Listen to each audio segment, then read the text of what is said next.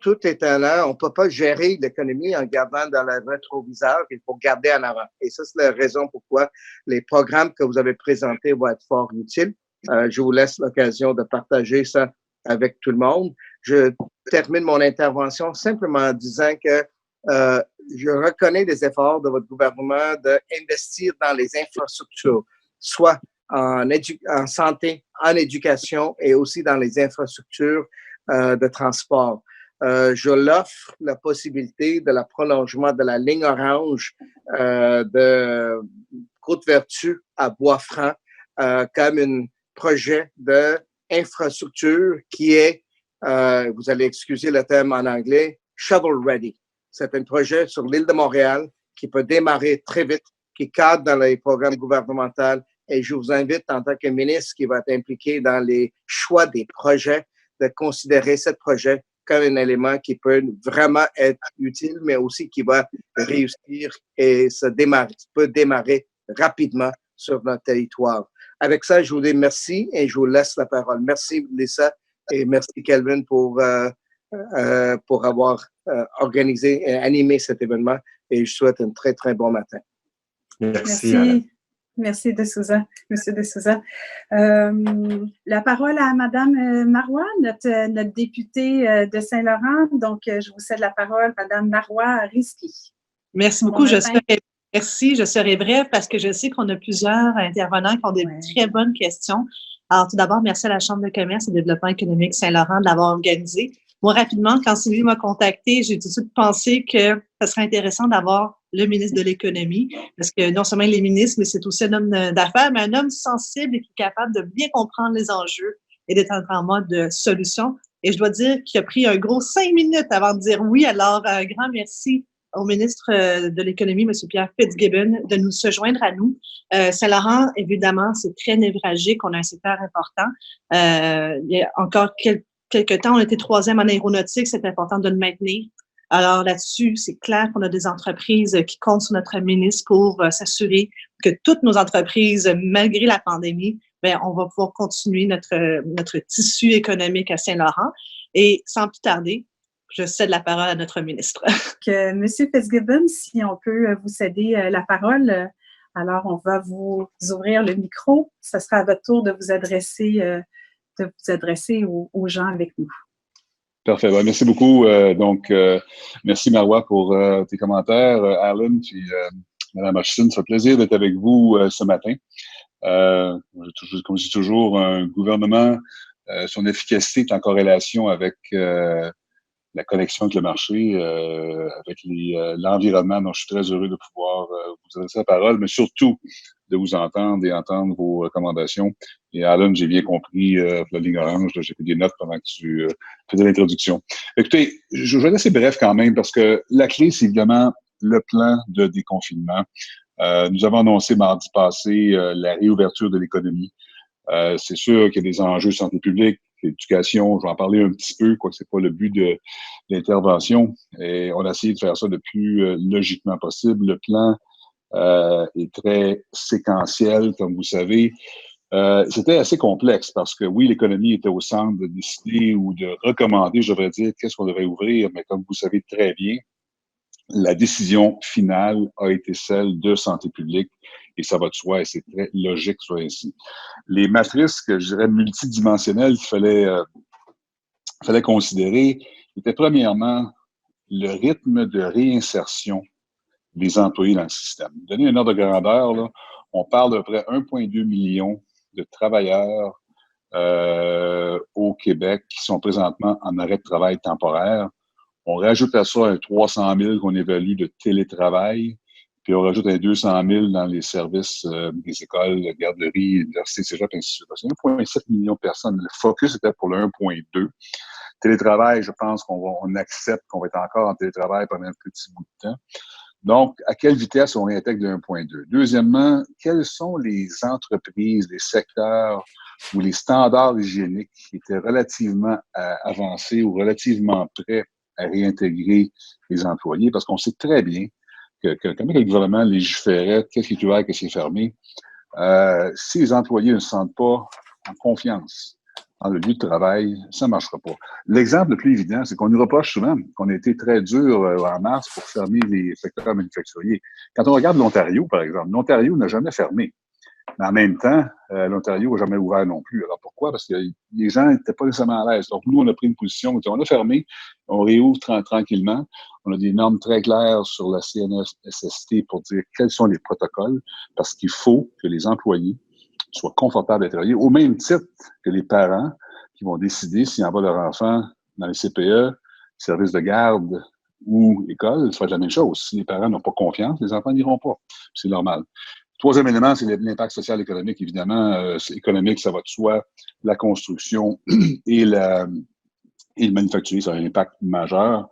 Les commerces, beaucoup de ça, c'est du niveau social pour maintenir un équilibre, je pense que les gens veulent avoir. Chaîne d'approvisionnement, c'est important aussi. On a ouvert les mines, les forêts, l'agriculture, il y a quelques... En fait, les forêts ont jamais fermé. Les mines sont ouvertes depuis quelques temps. Donc, il y avait une logique d'avoir une séquence sur la chaîne d'approvisionnement. Et, dernier point important aussi, les enfants. C'est clair qu'il fallait avoir un environnement où les enfants pourraient être pris en charge, parce que sinon, on a eu des problèmes à réintégrer les employés. Donc, on a essayé de faire du mieux qu'on pouvait avec cet environnement-là. On a décidé donc, comme vous savez, rapidement, les commerces le 4 mai pour l'ensemble du Québec, en excluant le CMM, donc Montréal et ses municipalités avoisinantes. Et c'est clair que dans ce cas-là, on veut... On permet seulement les commerces qui ont pignon sur rue, comme on dit. Ça va être plus tard. Le 11 mai pour Montréal, on espère que ça va être maintenu. Évidemment, on suit très près ce qui se passe. Il y a des choses qui sont évidemment inquiétantes à Montréal. Je n'ai pas besoin de vous le dire. On va tenir ça en compte. Donc, il y avait une raison pour une séquence d'une semaine. Est-ce qu'on va être obligé de reporter d'une autre semaine du 11 au 19? On espère que non, mais définitivement, Santé publique va devoir prendre position sur ça. Dans tourisme manufacturière, c'est une séquence qui est plutôt, pas géographique, elle est plutôt en termes de nombre d'employés, 11 mai, 25 mai, avec des critères précis de réouverture pour permettre d'avoir des moins gros regroupements et construction qui commence le 11 mai. Rapidement, le focus du gouvernement, je pense que les programmes qui ont été mis en place par le fédéral particulièrement, ce sont des bons programmes pour maintenir un tissu social, un tissu pour nos PME. Le gros va être évidemment, qu'est-ce qu'on fait pour relancer l'économie? C'est quoi les chantiers importants? On va avoir une situation où les gouvernements vont être très endettés, puis en même temps vont devoir devenir interventionnistes de la bonne façon, n'est-ce pas? Il ne faut pas que le gouvernement se mette à gérer les choses. On n'est pas bon là-dedans, mais il faut quand même mettre de la charge dans la batterie, comme je pourrais dire. Donc, ça va être très important de choisir nos chantiers. Le monde dans lequel nous vivons, de toute évidence, va être différent. Qu'on pense aux déplacements qui vont changer, qu'on pense au télétravail, qu'on pense aux réunions sociales, qu'on pense à l'effet ou le désir de continuer sur la lutte au changement climatique. C'est clair qu'il va falloir faire attention. Je conclue en disant que la bonne nouvelle, je pense, c'est que le gouvernement avait un programme de développement économique assez clair, basé sur 3 chantiers importants. Le premier, l'innovation, l'investissement en entreprise pour qu'on soit plus compétitif, pour réduire l'écart de productivité. Alors, ce chantier-là fait encore plus de sens en sortie de COVID parce qu'on sait très bien que il va falloir réinventer certains chantiers économiques et la réinvention va se faire à travers la technologie et l'innovation qu'on va devoir supporter. Deuxième chantier était de réduire le déficit commercial à l'international qui est relativement élevé, 23 milliards. Alors, c'est sûr, il faut faire attention. On est libre-échangiste, il faut rester global, mais on peut aussi, je pense, acheter local. Donc, c'est sûr, il va falloir travailler pour pouvoir plus exporter, même si ça va être difficile parce qu'il va y avoir des enjeux géopolitiques internationaux qui vont faire en sorte que beaucoup de pays vont vouloir être plus autosuffisants. Donc, ça va un peu à l'encontre d'être capable d'exporter, mais il faut continuer à le faire. Et en même temps, 23 milliards de déficit, on pourrait peut-être importer un peu moins dans certains secteurs ciblés où nous pouvons être compétitifs.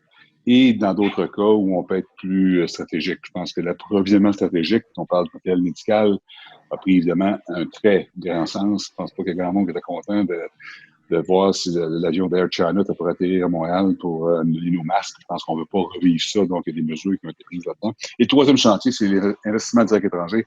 Je pense qu'on a besoin d'investisseurs étrangers au Québec. Ça va être plus compliqué, je dois avouer, dans les prochains mois, prochaines années. Mais néanmoins, je pense que les compagnies, les grands donneurs d'ordre qui regardent l'échiquier mondial, l'avantage comparatif du Québec que nous avions avant le COVID, mais on ne l'a pas perdu. Alors, c'est une question de séquence et si les sociétés sont prêtes à investir, et là, il va falloir que le gouvernement soit peut-être plus agressif dans certaines situations stratégiques pour les accommoder. Dernier point, Alan, ça vient à ton point. Nous avons évidemment, je pense que le fameux PQI, tout le monde est familier avec ça, c'est le programme d'infrastructure du Québec. On a au-dessus de 150 milliards de projets là-dedans. Au moment où on se parle, mon collègue Christian Dubé, M. Bonnardel travaillent évidemment sur quels sont les projets qui sont shovel-ready. On peut penser évidemment aux côtés des maisons des aînés, on peut penser aux maternelles 4 ans, on peut penser à différents moyens de transport en commun. Alors, c'est clair que je n'ai pas de promesse que la ligne orange plutôt va être là, Alan, mais c'est clair que la semaine prochaine, je pense qu'on va être en mesure de commencer à parler à la population du Québec et de faire état du fait que nous allons accélérer des projets d'infrastructure publique. On va même convaincre le fédéral, j'espère, de participer avec nous avec la Banque d'infrastructure pour que, justement, le gouvernement pallie à fort probablement des projets privés qui vont être retardés dans le temps.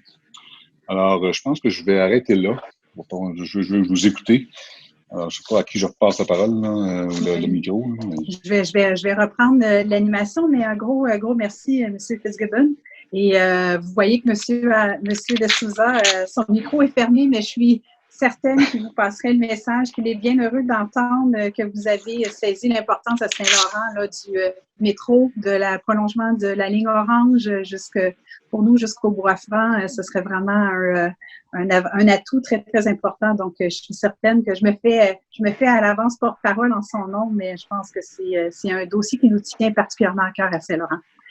Donc, voilà maintenant le temps des 3 panélistes. Donc, on aura 3 présentations. Merci beaucoup de vous prêter au jeu, là, de venir faire des témoignages sur 3 dossiers, en fait, la gestion de la crise, sur l'innovation et sur la relance, la reprise des activités. Donc, je vous rappelle à tous les participants que vous aurez l'occasion de poser des questions à la suite. M. Fitzgibbon aussi sera disponible pour répondre aux différentes questions.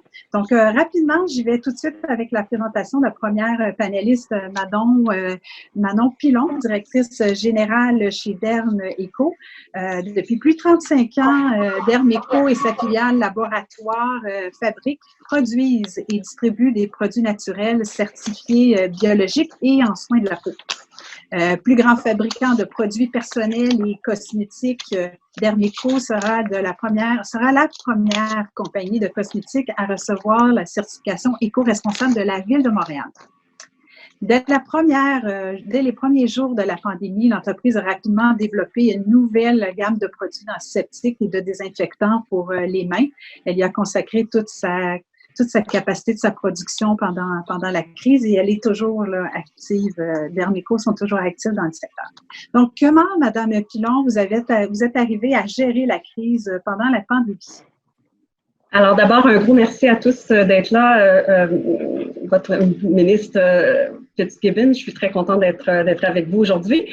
En fait, c'est quand même particulier. Juste une petite anecdote. On a enregistré un produit donc de désinfectant pour les mains il y a 1 an. Alors, il faut savoir que enregistrer un produit, il faut passer par Santé Canada pour obtenir une licence. Et à cette époque-là, on a développé un produit, donc une formule qui est tout à fait hydratante pour les mains, donc un désinfectant. Pour le monde des spas, des cliniques médico-esthétiques, c'était donc pour les esthéticiennes.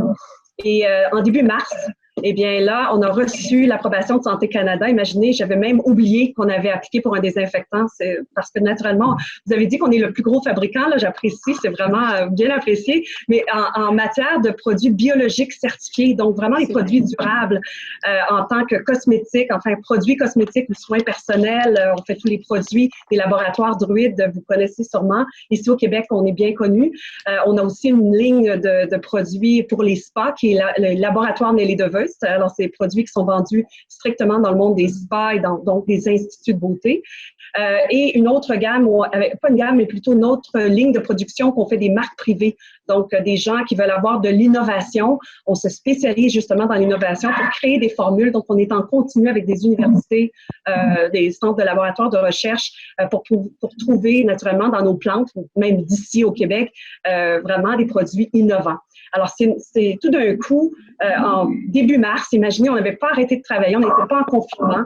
Et là, on nous apprend on reçoit la licence du désinfectant à main Alaska, ce produit-là aujourd'hui, là, que vous trouvez en magasin. Alors, c'était un petit peu un choc. Pour moi, là, c'était vraiment une chance.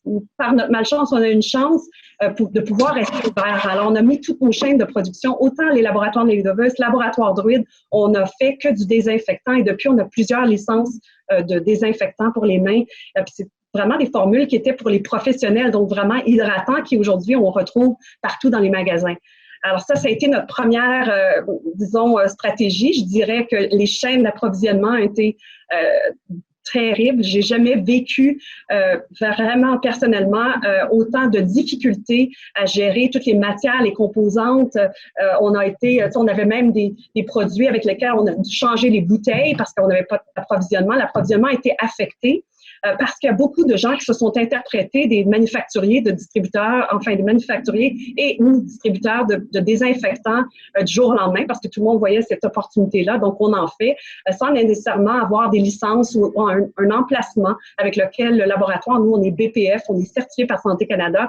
Donc, on a toutes les normes, naturellement, et c'est un peu comme une sécurité, si vous voulez, aussi pour la traçabilité, pour qu'est-ce qu'on met dans ce produit-là, etc. Donc, tout ça dit, ça a été notre approche globale pour la partie de la fabrication des désinfectants. Maintenant, on fait des savons à main, tous des produits dont on a une division naturellement des laboratoires Druide. Si vous allez sur druidebio.com, vous allez trouver toute la section des produits bio. Donc, naturellement, beaucoup de nettoyants pour les mains sans sulfate. Et on a ouvert aussi des produits qui sont très abordables avec la gamme Alaska. Et dans la division spa, ben là, c'est une autre, comme vous le savez, c'est tout à fait une autre approche. Alors là, les spas sont encore confinés. On ne sait pas quand est-ce qu'on va retourner. On comprend que c'est difficile. On doit se préparer. Et je donne beaucoup de conférences pour pouvoir justement bien se préparer quand on va réouvrir. Mais pour ça, on a dû aider. Alors nous, on a une plateforme, donc on vend les produits. On vendait pas les produits Nélidoveus publiquement. C'était strictement à travers les spas, les instituts de beauté, les centres médicaux aux États-Unis. On exporte à l'international. Pour conclure, on a décidé d'ouvrir cette plateforme-là et de permettre une structure, si vous voulez, avec laquelle le spa peut profiter. Alors, quand vous achetez sur le site nélidoveus.com, vous devez choisir le spa avec lequel, dans votre région, où est-ce que vous allez normalement choisir cet institut-là, et c'est eux qui génèrent finalement ce profit-là, parce que naturellement, ils n'ont pas aucun accès à aucun revenu actuellement. Fait qu'on essaie de les soutenir pour pas qu'ils lâchent, mais on a fait beaucoup de stratégies justement en ligne pour pouvoir s'assurer qu'ils aient une continuité et que ça continue, parce que c'est vraiment pas évident.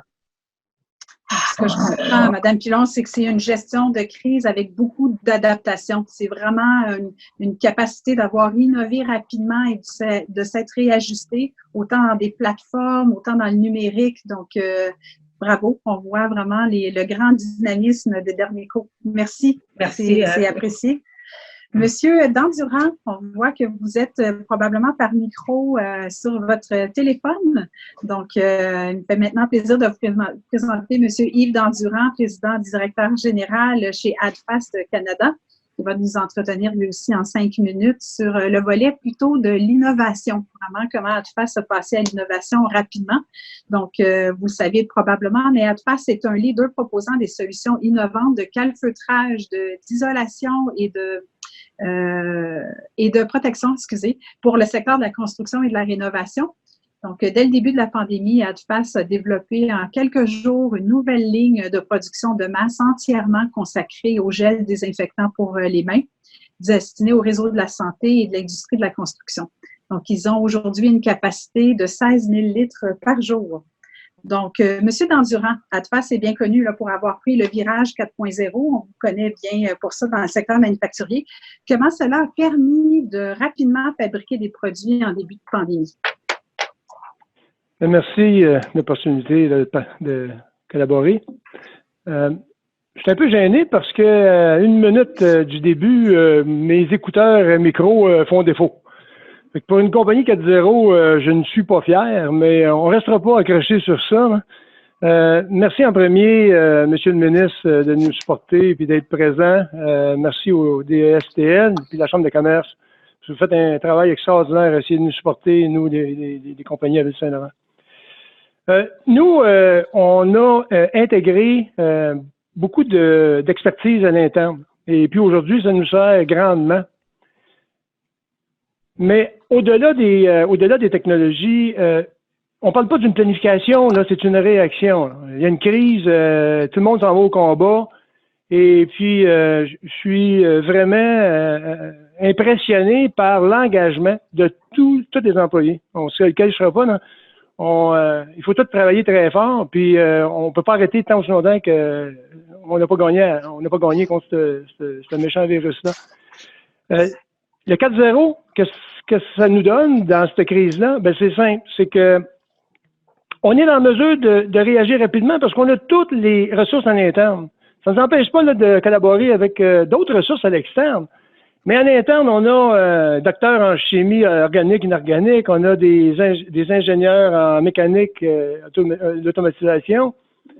On a des programmeurs qui sont capables de programmer des contrôleurs logiques, système MES. En tout cas, on a tous des programmeurs nécessaires pour bouger à un temps record. Pas une couple de jours, par contre, mais une couple de semaines, on a été capable de monter une ligne automatisée, numérisée, ayant les données nécessaires, parce que c'est important. Là, on parle d'un produit qui va se retrouver sous la peau des gens.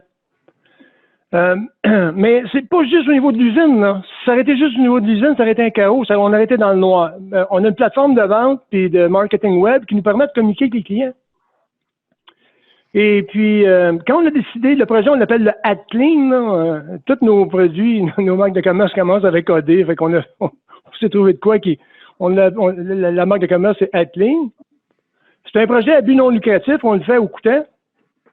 Et puis, c'est ça, on a pris des équipements, on les a convertis, et on est en mesure, théoriquement, de fabriquer 32 000 litres, mais on ne se le cachera pas, il manque d'alcool.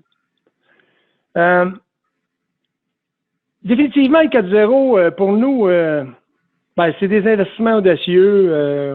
On essaie de provoquer des perturbations, surtout pour nos compétiteurs.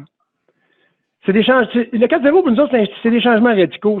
C'est nos systèmes, nos processus, c'est notre mode de gestion, c'est notre modèle d'affaires, c'est la révision des compétences complètement.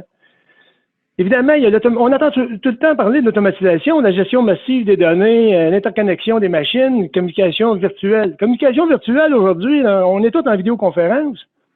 Ça va transformer notre façon. L'après-COVID, on s'entend là, que on ne retourne pas embarquer dans un avion toute fois qu'on a rencontré quelqu'un. On va être plus efficace. On va être plus efficace.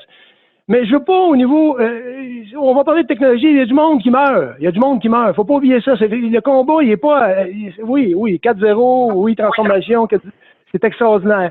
Mais ça nous aide à amener des désinfectants rapidement dans les mains de ceux qui en ont besoin. Et puis, toute la logistique qui est supportée par une intégration des logiciels au fil des 2 dernières années, aujourd'hui, ça sert à un mode de crise. Mais la crise, on n'a pas planifié, on n'a pas rien planifié. Il ne faut pas oublier que les technologies, c'est beau, mais la mobilisation de tous les employés, c'est ça qui fait la différence. Technologie, c'est beau, mais si t'as une mauvaise atmosphère de travail, les gens, pendant des années, n'ont pas reçu leur part de la richesse qui a été créée par le 4.0, oubliez ça, ça va tout geler dans le moment de la crise.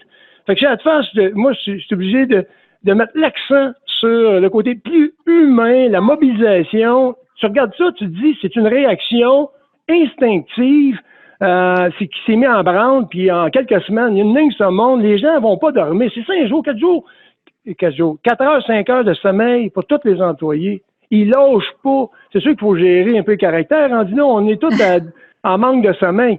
Mais moi, je voudrais mettre l'accent sur la collaboration aussi entre compagnies. Je vous le dis, il faut être autosuffisant. Madame me disait tantôt, là, il nous manque des bouteilles, il nous manque de tout. C'est toute la chaîne d'approvisionnement. Puis, vous savez qu'en temps de guerre, Ils rationalisent. Ça que là, il faut faire attention. J'arrête. Vous m'avez dit, vous étiez vous m'arrêtez. Je vous l'avais dit que je jouerais un rôle difficile aujourd'hui, mais je vais être obligée de vous arrêter, M. Dandurand. Mais si j'avais à retenir, c'est à quel point vous avez mis, en fait, au profit la contribution du numérique au profit de la crise. Donc, vos connaissances, la mobilisation de l'équipe chez vous a vraiment contribué et c'était votre avancée numérique qui a été mise à contribution. Donc, je vous félicite et merci. Désolée, on pourra refaire une deuxième conférence plus tard dans quelques semaines. On ira vers la suite. Je vais tout de suite passer la parole à notre dernier panéliste, M. Sébastien Strozinski, qui est directeur général de machinerie Pharmacos. Donc, une autre entreprise localisée à Saint-Laurent et Machinerie Pharmacos produit des équipements robotisés d'emballage pour les industries pharmaceutiques, alimentaires, cosmétiques, médicales et autres. Et en réponse à la crise, Machinerie Pharmacos produit et intégré en un temps record de 2 semaines, ce qui généralement prenait 3 mois, des nouvelles lignes automatisées de fabrication de gel désinfectant, notamment pour le compte du géant L'Oréal. Donc, M. Strozinski, en quoi vous voyez le plan de relance des activités de Pharmacos? Bonjour à tous, merci pour l'invitation. C'est vraiment un privilège d'être parmi vous pour pouvoir échanger. Le champ de commerce de Ville-Saint-Laurent est très, très, très dynamique, donc c'est très, très plaisant de pouvoir se regrouper avec vous. Pharmacos Machinerie, depuis 1998, donc presque plus de 20 ans, on a toujours été une compagnie familiale, très flexible, qui travaille en collaboration avec les gens. Puis je pense qu'aujourd'hui, ça prend tout son sens. De plus en plus, les organismes, je dirais pas même pas des compétiteurs, mais des compagnies qui travaillent dans le manufacturier se regroupent. Puis c'est vraiment un plaisir de partager le savoir. On disait qu'on était souvent dans notre bulle, on voulait faire nos propres produits, mais aujourd'hui, on réalise que dans des crises comme ça, le partage des matières premières, des composantes, des technologies, du savoir-faire, de l'espace, parfois même des employés pour contrôler les up and down, c'est vraiment une clé du succès pour assurer le travail de tout le monde. Donc, notre valeur ajoutée a toujours été la flexibilité, puis être un petit peu un intégrateur qui se situait entre les OEM qui produisaient les nouvelles technologies puis qui développaient et les clients qui, justement, cherchaient à intégrer ces technologies-là. Donc, on était toujours là en support. Donc, depuis les 20 dernières années, on n'a jamais vraiment connu de crise comme telle. On est toujours occupé. Et dans ces moments-ci, bien encore là, avec notre flexibilité, on réussit à se revirer de bord et aider justement nos clients.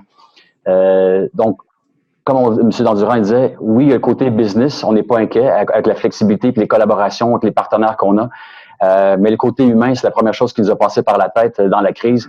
Autant le pendant que le après. Chacun vit des situations différentes. Chacun a des situations familiales différentes. Chacun a des différentes problématiques au niveau de la mobilisation. On est à Ville-Saint-Laurent, mais on a des gens de la Rive-Sud qui viennent, on a des gens de la Rive-Nord et de tout partout. Donc, on était un point central, mais avec le trafic qui augmentait, ça avait certaines difficultés. Donc, la première chose qui nous est passée par la tête, c'est de tout de suite se rencontrer avec l'équipe, de les rassurer, de parler qu'on était solide, qu'on allait travailler en équipe avec eux, qu'on avait des clients aussi, qu'on avait développé des relations long terme avec eux. Comme ça, dans la pandémie, on était capable de justement parler avec eux pour avoir peut-être des paiements, pour pouvoir assurer nos employés, mais aussi assurer nos fournisseurs qui se dévouent comme nous, qui sont aussi passionnés. Donc, je pense que quand je parle un petit peu à l'après-pandémie, mais ces relations-là à long terme avec nos employés et nos fournisseurs et clients, c'est la chose qui était la plus importante. Parce que quand on voit que quand on est dans des temps de misère, mais tous les gens de la Chambre de commerce, ils nous aident, sont toujours prêts à nous appuyer. Tous nos financiers sont prêts à nous appuyer. Les clients, ils croient en nous, en panique, ils veulent des solutions. Puis les fournisseurs, bien, ils savent que justement, on va pouvoir leur donner continue des mandats. Donc, je pense que la collaboration entre tout le manufacturier québécois, et je dirais jusqu'au même au niveau canadien, ça va être vraiment la clé du succès. On est de plus en plus transparent. Et il faut être transparent partout. On trouve l'équilibre, le travail-famille. On sait aussi que nos conjoints et conjointes vivent des situations vraiment difficiles avec les écoles et tout. Donc, pour nous, le fait de faire nos propres rencontres hebdomadaires avec nos employés, de donner un bilan, d'être vraiment transparent, de dire il y a 50% des gens qui ont été remerciés temporairement, non pas par qui manquent de travail, mais juste par sécurité, qu'on mette là en place nos systèmes de sanitaires à l'interne, qu'on puisse prendre ce contrôle-là et que tranquillement, on rajoute 2-3 personnes par semaine en justifiant les travaux essentiels. Donc, je pense que c'est vraiment ça la clé aujourd'hui, de trouver une force de collaboration avec le futur. Puis, j'aurai des questions pour M. Fitzgibbon tout à l'heure. Oui, avec plaisir. Donc, merci. Solidarité, hein, c'est vraiment ça, solidarité du secteur manufacturier, collaboration, et c'est un beau message. Il y a quand même un peu de positif, ça fait du bien ces temps-ci. Donc, M. Fitzgibbon, vous êtes toujours présent. Je ne sais pas si vous avez une première réaction, si vous souhaitez tout de suite y aller. Je crois que nos panélistes ont déjà des questions pour vous. Ben, écoutez, je vais juste faire un commentaire. Je trouve un peu impressionnant de voir pas seulement la solidarité québécoise, mais aussi la créativité québécoise, de voir des compagnies qui changent de modèle d'affaires pour pouvoir participer à l'effort collectif qui est requis ici, qui est massif pour s'occuper de nos citoyens et de la population. Alors, je trouve ça vraiment intéressant. Puis je peux vous assurer que, deuxième point, j'ai dit en entrée de jeu, que pour moi, l'innovation, l'investissement en technologie, que ce soit le numérique, que ce soit la robotisation, l'automatisation. J'ai eu la chance de rencontrer M. Dandurand à son entreprise au printemps, mais l'hiver, on n'a pas quand, mais j'étais impressionné. Alors moi, je veux continuer à avoir de tels succès. Continuer, il faut que le gouvernement soit là pour, comme une certaine de la charge en batterie, parce que toute notre compétitivité, soit pour être autosuffisant dans certains secteurs stratégiques, ou soit pour être encore plus performant sur le marché de l'exportation, va passer par la technologie, va passer par l'innovation. On va être au rendez-vous pour supporter les entrepreneurs. Merci. Et je ne peux pas m'empêcher de passer l'occasion de vous mentionner que Développement économique Saint-Laurent a un mandat justement avec le ministère de l'Économie et de l'Innovation, et on est en train de mettre en place un centre d'expertise et d'innovation qui permettra justement aux entreprises manufacturières de venir et expérimenter toutes les nouvelles technologies. On aura une vitrine qui sera là pour vous permettre de venir tester de la formation. Donc, on sera déjà très actifs pour vous accompagner, les entreprises, là-dedans. Mais peut-être, Madame Pilon, je vous laisse la parole si vous aviez une première question à vous lancer. Oui, en fait, je m'en étais écrit une. Ma question est quand même assez simple. Je ne sais pas s'il y aura des produits, vous savez, pour des entreprises comme la nôtre, qui est quand même qui est manufacturière, on fait la distribution, on fait l'exportation de nos produits. Et naturellement, on est très bien présent aux États-Unis. On a un centre de distribution aux États-Unis. On est partout, je dirais, dans le monde entier, au niveau de nos gammes dans les soins de la peau. Mais est-ce qu'il y aura des produits qui sont un peu plus, je dirais, personnalisés pour des entreprises manufacturières du Québec, avec des gammes et donc des marques qui appartiennent ici, qui est purement québécois. Je dirais des produits qui sont un peu plus flexibles au plan de financement. Parce que, vous savez, moi, en tout cas, la banque, que ce soit Investissement Québec ou enfin les partenaires comme BDC, peu importe, on va regarder les banquiers, nous regardent, et un peu comme une entreprise de distribution. Et là, c'est sûr que quand on fait de l'innovation, on investit, donc ça demande des ressources. Et souvent, aujourd'hui, on regarde l'équation et on veut prendre de l'expansion, on veut se spécialiser à un niveau beaucoup plus élevé et profiter. Puis là, nos banquiers nous disent non, attends un peu, parce que naturellement, on réinvestit toujours nos argents, si on veut, toujours dans l'innovation des nouveaux produits. Vous le voyez clairement. Alors, ma question, c'est ça, y a-t-il des produits qui seraient plus adaptés pour des produits, des compagnies manufacturières du Québec qui seraient un peu plus flexibles, dans le fond? Oui, écoutez, c'est une question qui est très pertinente et qui s'insère très bien dans notre stratégie qui était pré-COVID. Je m'explique. Quand on a refait la réforme d'Investissement Québec, une chose que je voulais faire, c'est d'utiliser les ressources du ministère de l'Économie, le MEI. Il y avait des ressources propres au ministère qui s'occupaient du programme Export Québec, le texte là. Donc, il y avait un programme qui existait. Puis je dois avouer que ce programme qui était quand même un relativement bon programme, mais c'est un programme qui finalement était pour encourager les foires, les missions internationales, rembourser les billets d'avion pour que les gens aillent voir ce qui se passe à l'international. Donc, je pense que c'était correct là, à l'époque ça avait été créé. Mais ce n'est plus correct aujourd'hui.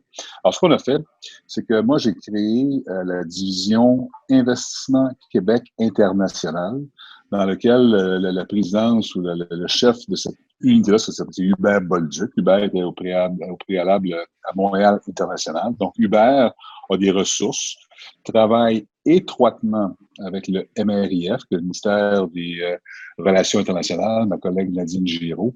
Donc, on a tout regroupé ça ensemble, pas le MRIF, mais au niveau Investissement Québec.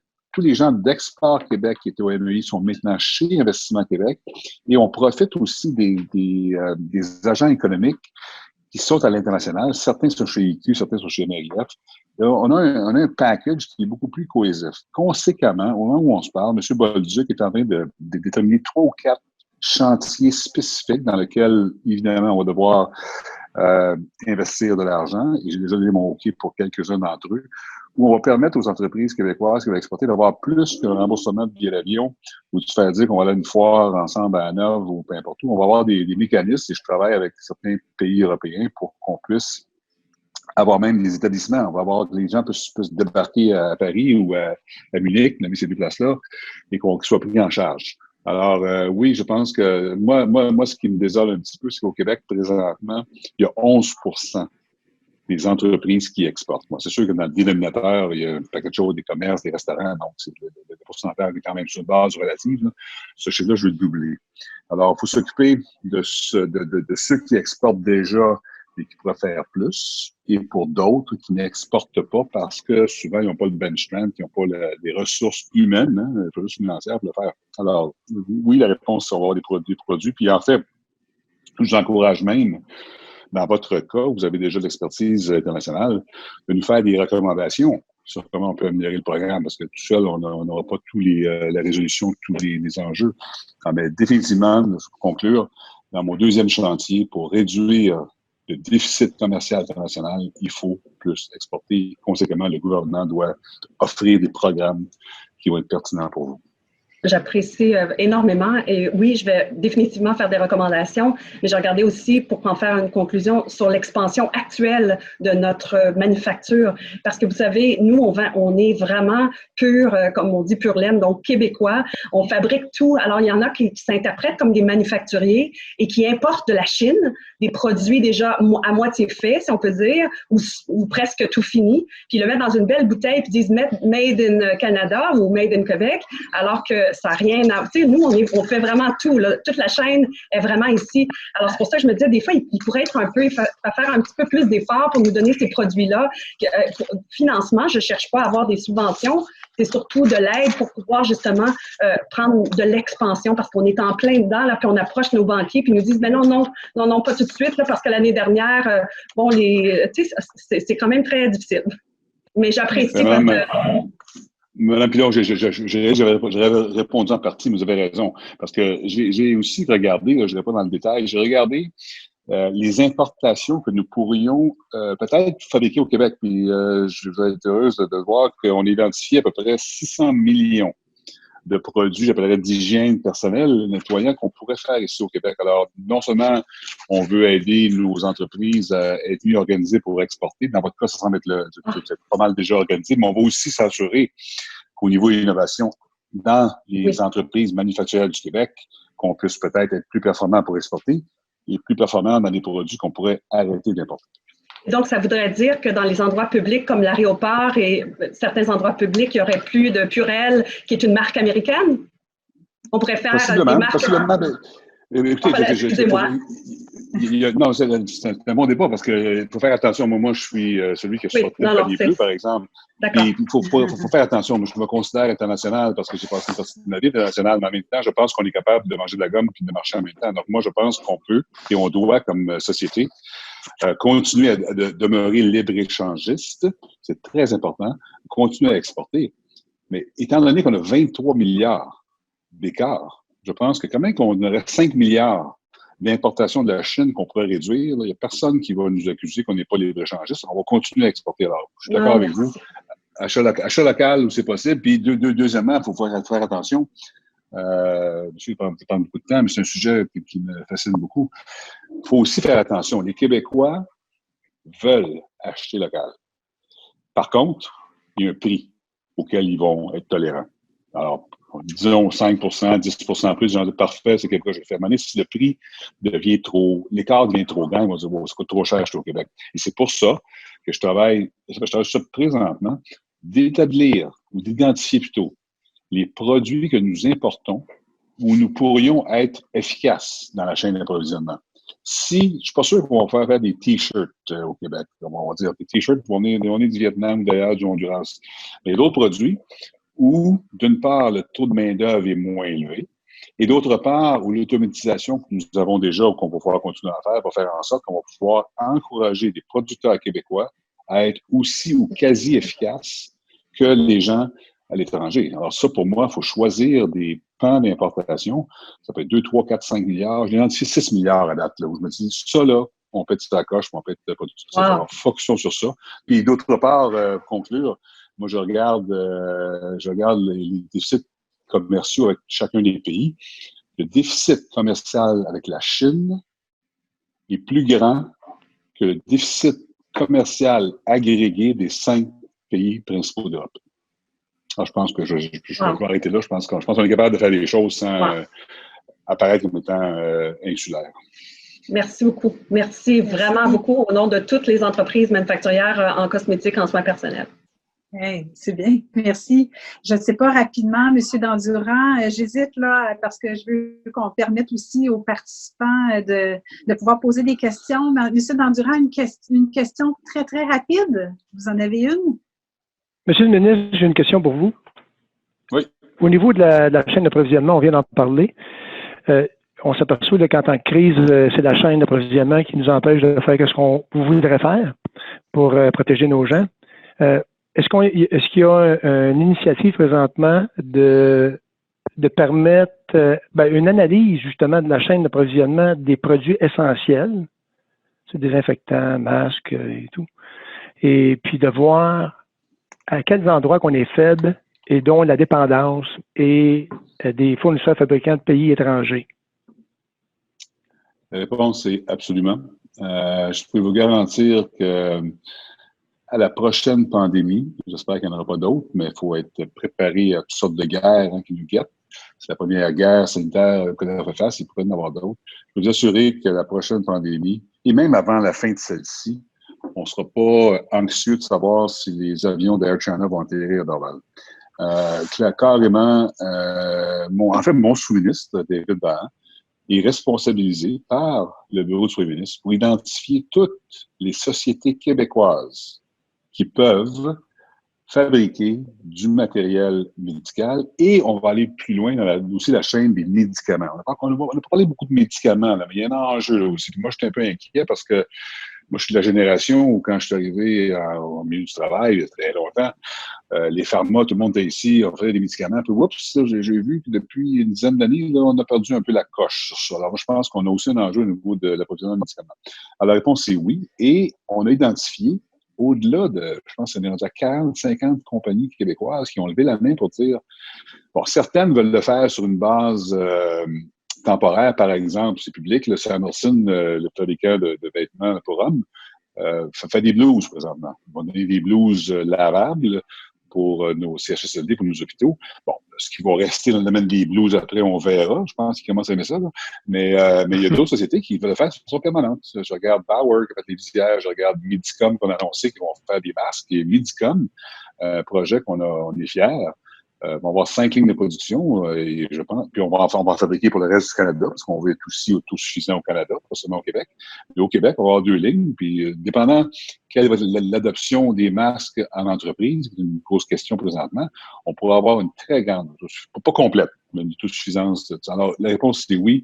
On parle des gants en nitrile, on parle des blouses, on parle des masques, on parle des tests, on parle beaucoup de tests, c'est ainsi.